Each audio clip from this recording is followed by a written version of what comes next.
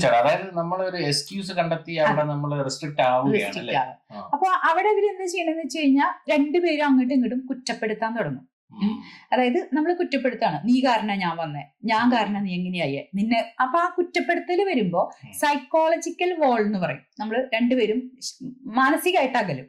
മാനസികമായിട്ട് ആദ്യം അകലുമ്പോ എന്ത് ചെയ്യും, നമ്മൾ അങ്ങോട്ടും ഇങ്ങോട്ടും അതെ. അത് കഴിഞ്ഞാ പിന്നെ നിന്റെ വീട്ടുകാര് എന്റെ വീട്ടുകാര്, നമ്മൾ പിന്നെ അവരെ ഉൾപ്പെടുത്തും ഇതില്. അത് കഴിഞ്ഞാൽ നമ്മളൊരു എന്താ പറയാ സൈക്കോളജിക്കൽ വാള് കഴിഞ്ഞാൽ പിന്നെ നമ്മൾ രണ്ടുപേരും ഫിസിക്കൽ ഒരു ചേഞ്ച് വരും രണ്ടുപേരും. അപ്പൊ റൂം മാറിക്കിടക്കാനായിട്ട് തുടങ്ങും. ഭാര്യ ഒരു റൂമില് ഭർത്താവ് ഒരു റൂമിലോ. അത് കഴിയുമ്പോഴേക്കും വീട്ടുകാർ ഓൾറെഡി ഇതില് ഉൾപ്പെട്ട് തുടങ്ങും. അവിടെ നിന്ന് ഫോൺ കോളുകൾ വരും. അപ്പൊ അവരുടെ ഒരു പ്രഷർ വരും. അപ്പൊ അങ്ങനെ ചെറിയൊരു പ്രശ്നത്തിനെ ഇവര് മനസ്സിലാക്കി പരിഹരിക്കുന്നതിന് പകരം മാരേജിൽ എന്ന് പറയുമ്പോൾ രണ്ട് വ്യക്തികൾ